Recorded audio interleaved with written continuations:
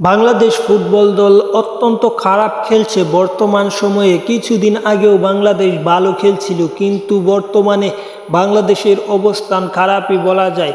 কারণ ফিফা উইন্ডোতে দুইটি ওয়ার্ল্ড কাপ কোয়ালিফায়ারের ম্যাচ খেলেছে, যেখানে ওয়ার্ল্ড কাপ কোয়ালিফায়ারের তৃতীয় রাউন্ডে ওঠার স্বপ্ন শেষ, পাশাপাশি এফসি এশিয়ান খেলার স্বপ্ন বাংলাদেশের শেষ। স্বপ্ন শেষ হওয়ার পাশাপাশি বাংলাদেশ ফিফা র্যাঙ্কিংয়ে পিছিয়েছে। এই নতুন যে মার্চের ফিফা র্যাঙ্কিং প্রকাশ করেছে ফিফা, সেই ফিফা র্যাঙ্কিংয়ের শীর্ষস্থানে আছে আর্জেন্টিনা, এবং ব্রাজিলের কথা যদি বলি, ব্রাজিল আছে 5 নম্বরে। কিন্তু বাংলাদেশ অনেক পিছিয়েছে বলা যায় না, কারণ বাংলাদেশ এই ফিফা উইন্ডোতে দুইটি ম্যাচ খেলেছে ফিলিস্তিনের বিপক্ষে ওয়ার্ল্ড কাপ কোয়ালিফায়ারের সেকেন্ড রাউন্ডে। প্রথম ম্যাচে 5-0 গোলের ব্যবধানে হারে, এবং পরবর্তী যে ম্যাচটা গড়ের মাঠে বসুন্ধরা কিংস অ্যারেনায় অনুষ্ঠিত হয়, সেই ম্যাচটিতে 1-0 গোলের ব্যবধানে হারে, এবং এই ম্যাচটি ড্রয়ের পথে ছিল, শেষ মুহূর্তের গোলে হারে। এবং এই ম্যাচটি যদি বাংলাদেশ ড্র করতে পারত, তাহলে হয়তো ফিফা র্যাঙ্কিংয়ে এবার বাংলাদেশ পিছাতো না।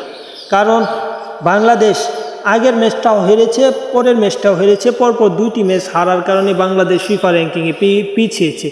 এবং এই পিছানোর মাধ্যমে বাংলাদেশের আগের র্যাঙ্কিংয়ের অবস্থান ছিল 183 নাম্বার, এবং এক ধাপ পিছিয়ে এখন 184 নাম্বার বাংলাদেশ। ভারত বাংলাদেশ থেকে অনেক পিছিয়েছে। বাংলাদেশ থেকে পিছিয়েছে তা বলা যাবে না, আগের র্যাঙ্কিং থেকে ভারত পিছিয়েছে। বাংলাদেশ সাফ চ্যাম্পিয়ন, 2023 সালের সাফ চ্যাম্পিয়নশিপের সেমিফাইনাল খেলার মাধ্যমে অত্যন্ত ধারাবাহিক ছিল। সেই ধারাবাহিকতার মাধ্যমে 183 নাম্বার স্থানটা দখল করেছিল।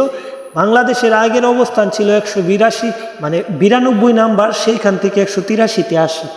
এবং আবার বাংলাদেশ নিজেদেরকেই হারিয়ে বর্তমানে দুইটি ম্যাচ টানা হেরে বাংলাদেশের র্যাঙ্কিংয়ে এক ধাপ পিছিয়েছে। সব কিছু মিলিয়ে যদি এমন খেলতে থাকে বাংলাদেশ আবার সেই 192 নাম্বারে যেতে পারে, এবং যদি এখনও কামব্যাক করতে পারে, তাহলে হয়তো আসলে কামব্যাক করার সময় বা সুযোগ বাংলাদেশের নেই বলা যায়।